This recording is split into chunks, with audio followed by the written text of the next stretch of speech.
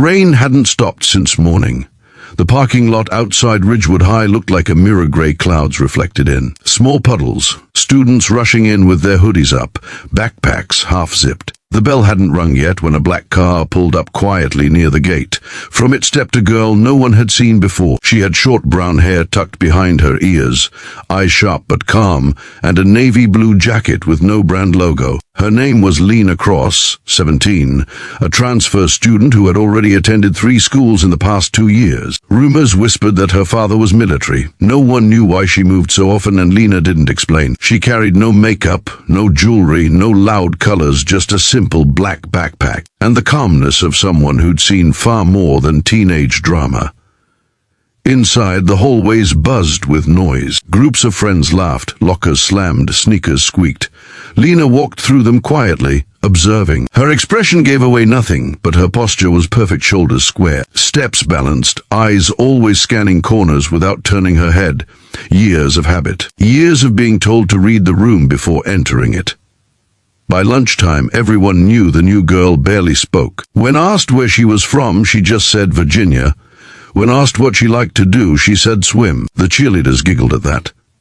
The football guys smirked. They thought she was weird, maybe shy. But one particular group saw her silence as weakness. Troy, Max, and Jenna, the self-proclaimed rulers of the cafeteria corner. Troy was tall, cocky, and always wore his Letterman jacket like armor. Max followed his lead, the kind of boy who needed someone to act tough for him. Jenna, sharp-tongued and cruel, laughed at every insult Troy made. That day, Lena sat alone at a table near the window. She unpacked her lunch with calm precision, a small salad, apple slices, a bottle of water. No phone, no earbuds, just silence. Troy noticed. "Yo, look." At her, he whispered, elbowing Max. "She's eating like a robot." Jenna smirked. "Maybe she's on a diet of sadness." They laughed. Then Troy stood, tossing his half-eaten sandwich on her table. "Hey, new girl," he said loudly enough for everyone to hear. "You military or something? You sit like you're guarding the president." Lena looked up slowly. Her voice was quiet even. "You talk too much." The cafeteria froze. No one had ever spoken back to Troy that way, calm, unbothered, and precise. Troy blinked. "What do you say?" he asked, stepping closer. Lena didn't answer. She just stood up, collected her lunch, and walked out without another word. That made him furious. He slammed his tray down, ketchup splattering across the table. "You see that?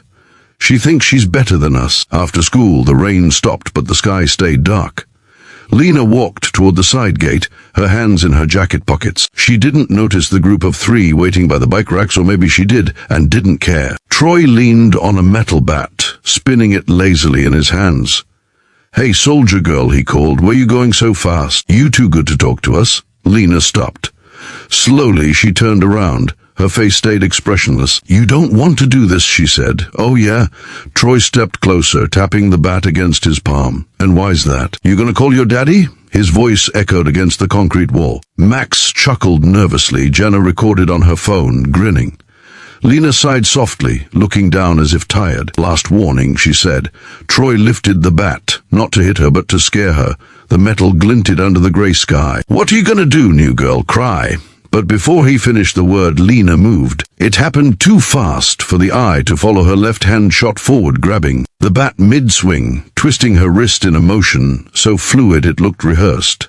The bat clattered to the ground. In the same motion, she pivoted, used her hip to throw Troy backward, and he landed flat on the pavement with a heavy thud that echoed through the empty lot. Max froze, eyes wide. Jenna's phone slipped from her fingers. Lena didn't raise her voice. She just looked down at Troy, who groaned in shock. "Rule 1, she said calmly. Never threaten someone unless you're ready for what comes next." She stepped back, eyes scanning them. "I'm not your enemy. I'm just here to study. But if you keep pushing," she paused, then finished quietly, "you'll learn why some people train to survive." Jenna stammered, "What are you?" Her phone camera trembled as she tried to film again. Lena turned her gaze toward her, cold and focused. "SEAL candidate," she said flatly. "And I don't like repeating myself." The air seemed to freeze.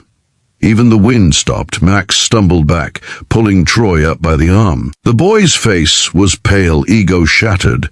"You're crazy," he muttered. "This school's insane." They ran off, leaving the bat on the wet ground. Lena looked at it for a moment, then kicked it gently aside. Her heartbeat barely rose. Years of training made her body automatic, calm after impact. But later that night, sitting by her small apartment window, Lena stared at her reflection in the glass. The calm face staring back looked strong, but inside she was tired.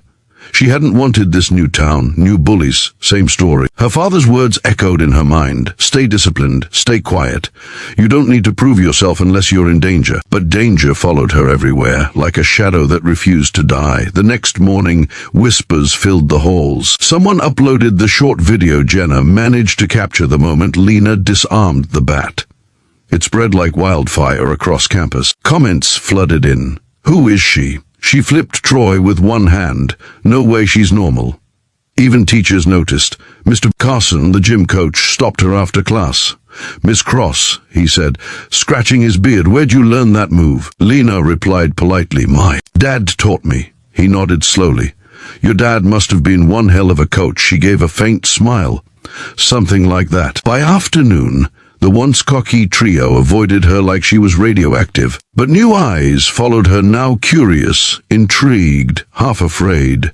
Some students whispered about the SEAL girl. Some tried to talk to her. Most didn't dare. She stayed quiet, focusing on her books, blending in where she could. Yet, deep inside, she knew trouble wasn't over.